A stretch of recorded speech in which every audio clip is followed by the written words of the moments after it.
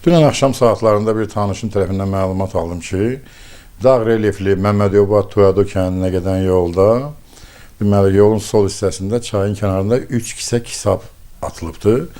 Axşam saatlarında mənim üçün maraqlı olduğu üçün həmin əraziyə getdim.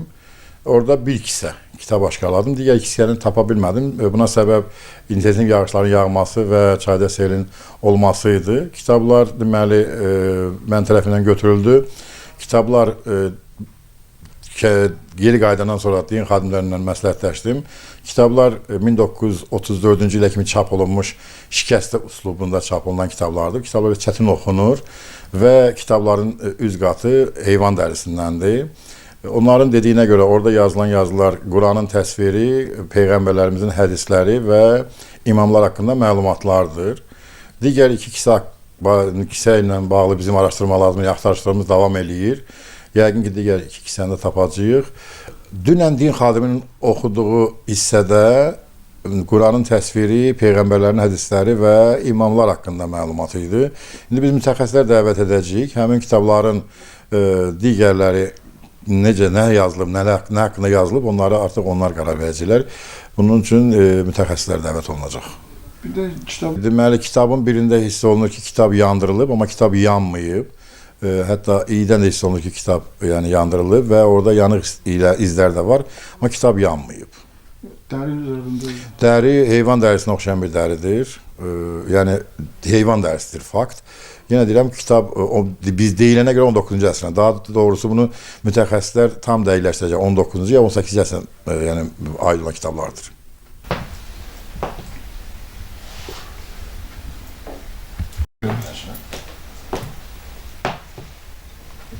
Yerli sakinlərin sözü dini ədəbiyyat olub və ən azı 19-cu əsrin nəşr. Üslubunda çap olunmuş kitabdır, yazılmış kitabdır, şikəsi üslubunda. Çünki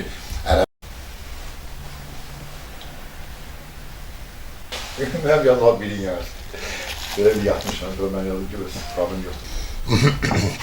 Sizlər kənarda oturursunuz. Bu bilinmir də nədən? Hər adam oxuya bilmir, amma onun oxuduqları belə idi ki, burada deməli, Peyğəmbər sili və deməli, imamlar haqqında yazılardır. Deyilənə görə bu yazı üslubu problem yox. Heç yox. Hər az öyrətləmişik, bayaq vaxt olmasın. dini qurumlara deyilib. İndi bu da Ərəb dili bilir.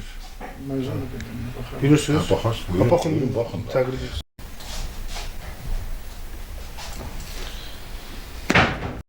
59-dur. Bu 59 nədir? Oxu deyəcəm, başqa bilmirəm nədir də.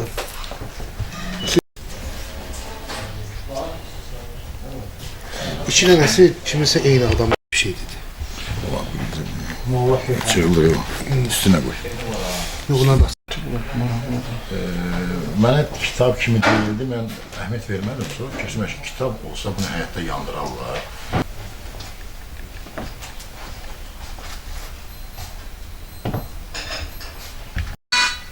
Bir də nəyi qoydum? Heç kimə araşmadım, heç kimə bu götürmədim. Mənim üçün bir başladım. Buradayım.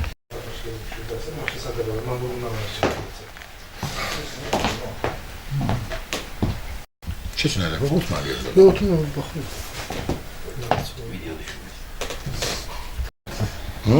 Bütün kanallar. Bütün kanallar.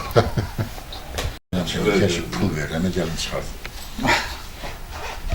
Rezonans da orada, biz nə rezonans? Bir saat 4-ün yaşına gidiyor. Andırarlar, bunun nə işi var? Dəriden de, heyvan dərisindən de olmaz. Siz gedirsiniz, sizin adresən, mənə bir sənə adresən, getkinənsən. Ana, bura var oldu. Sağ işte bir tane. Sağ şimdi babacığım dedi. Şöyle başla. Sadece orada sana devam et. Dedir, okunması biraz çətindir. Dedim, o İran məsələsini çıxmıyor. Bunlar İran'da oturacaq bir şey. Məlumat verin kimi? O piyada gəlir hər gün 6 km, 7 km. Görmədir bir şey. Elə bir şey. Qeyd etmə lazımdır. Yox, mən yox. Hacı piyada gedəndə gəzir hər gün. Səhər səfər, mən də məcbur. Bu farsı bir şey. Bu fars yazılarıdır. Baxamam, gəl bir dənə çay için. Yox, sağ olun. Bu xalaryan suyunu belə bir çay döyür. Yox.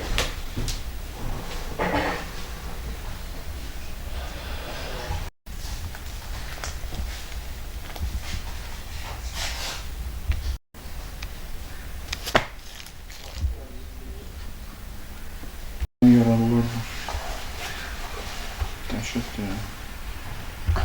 Bulağında eminim oldu. Laboratuvar göstəricisi 118'dir. Böyle daşlı dal. Bu kitap olsa bunu evde yandırırlar kilo gedəcəkdə. Bunun neyse var. Gece saat 11'dir. Efendim olar. Ama yemeğim satmalı. Çayüzü şeydir, masallıdır yoxsa yardımlı? Hə. Çayüzü kəndi.